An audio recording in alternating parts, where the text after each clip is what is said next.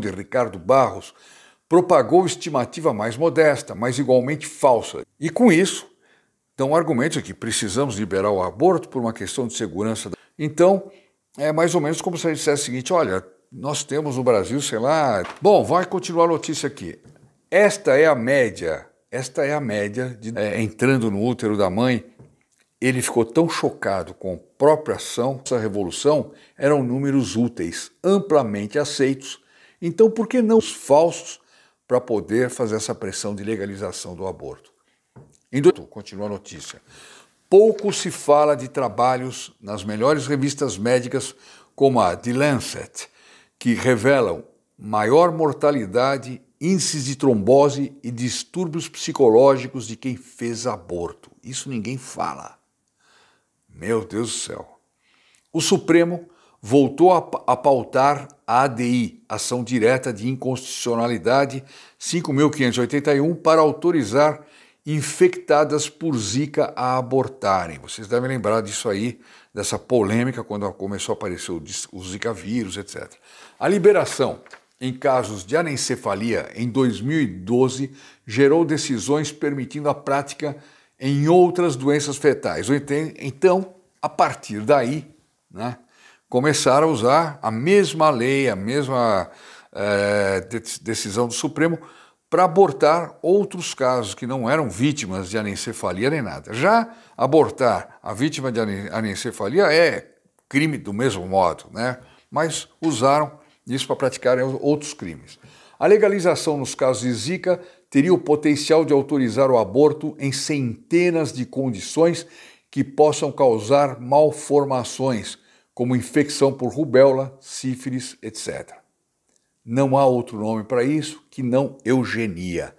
Isso era uma prática dos nazistas. Hitler mandava matar todas as crianças que pudessem apresentar algum defeito, porque ele queria uma raça pura. Então isso era uma eugenia, quer dizer, uma espécie de limpeza de todas aquelas pessoas que não fossem perfeitas. Isso é uma monstruosidade, simplesmente. Isso acontece no mundo de hoje. E os que praticam isso acusam os que são contra isso de nazistas, fascistas, sei lá o quê. Bom, a ADI é de 2016, quando o conhecimento sobre Zika era incipiente. Estudos recentes mostram taxas de 5 a 14% em fetos de mães infectadas, a maioria leve. Quer dizer, apenas 5 a 14% de mães infectadas com Zika que de fato tinha uma anomalia. Temia-se que todas dessem à luz a um feto microcefálico. Vocês lembram disso, né? Vocês lembram disso. Olha quanta matança aconteceu por conta dessa história. Estudo da agência americana CDC, Centros de Controle e Prevenção de Doenças, mostrou que 73% dos laboratórios daqui têm baixa precisão.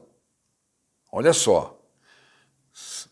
Aliás, vocês mesmos, eu acho que cada um já passou por situações em que você vai fazer um exame e depois o médico fica desconfiado daquele exame, manda fazer outro, dá diferença, etc, etc. Imagina num caso em que se está decidindo a vida de uma pessoa, né? Então, 73% dos laboratórios daqui têm baixa precisão, segundo a notícia. Não podemos falar em bebês infectados por Zika, mas em grávidas, talvez infectadas. Mataremos fetos baseados neste baixo grau de precisão? O articulista pergunta. Uma portaria vigente de governo anterior permite o aborto quando a mulher diz ter sido estuprada, sem se denunciar o estupro, o que contraria a lei de 2018 que obriga a denúncia. Ou seja, uma mulher chega no hospital com o Pérola Byte e fala: olha, eu fui estuprada, assim, assim, assim. Então ela já está em condições de ser internada para fazer um aborto, para assassinar o próprio filho. Muitas vezes ela não foi estuprada. Antigamente, a lei, que não melhora nada, diga-se de passagem, obrigava a mulher a fazer uma denúncia. O estuprador foi fulano e tal, foi assim, etc, etc, etc. E era feita uma investigação com prisão do criminoso, etc, etc. Né? Prisão. Por quê? Apenas prisão. Né? Porque para a criança, que era a única inocente nessa história toda, era decretada a pena de morte. Um país que não tem a pena de morte, como no Brasil, né? No entanto, tem a pena de morte para fetos indefesos no lugar que deveria ser mais seguro para ele, que é o ventre materno. Continuando a notícia. Uma grande maternidade do Rio de Janeiro teve diminuição de 50 abortos legais mensais para 0 após resolução do CREMERGE, Conselho de Medicina do Estado do Rio, para médicos notificarem estupro. Quer dizer, portanto, veja só, eles tinham 50 abortos, em média, mensais, e quando obrigaram a notificar o estupro, parou de ter aborto. Ou seja, eram pessoas que se aproveitavam dessa lei infame, né, para abortarem os filhos. Quer dizer, uma barbaridade.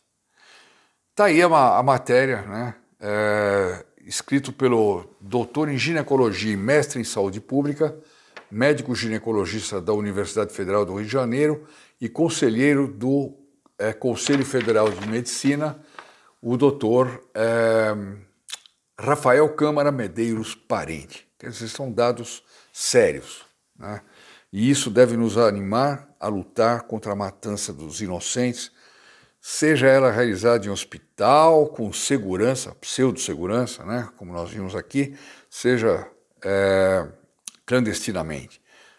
Por que isso acontece? Porque as pessoas perderam o sentido da fé, o sentido da vida, o sentido de Deus Criador da vida e Deus que é o único que pode mandar na vida. Eu deixo aqui meus cumprimentos até amanhã. Não se esqueçam, hein? Peçam no nosso plantão telefônico para receber a medalha do Santo Padre Pio que nós estamos distribuindo gratuitamente. Telefone 0800 006 1223. Na hora que vocês estiverem ouvindo esse podcast, o nosso plantão não está funcionando, porque ele funciona das 8 às 18, mas anote esse número. Liga amanhã e fala, eu gostaria de receber uma medalha do Padre Pio. E, com isso, nós vamos espalhando o Padre Pio pelo Brasil inteiro e vamos pedindo ao Padre Pio que interceda por essas crianças que deveriam estar seguras no ventre materno.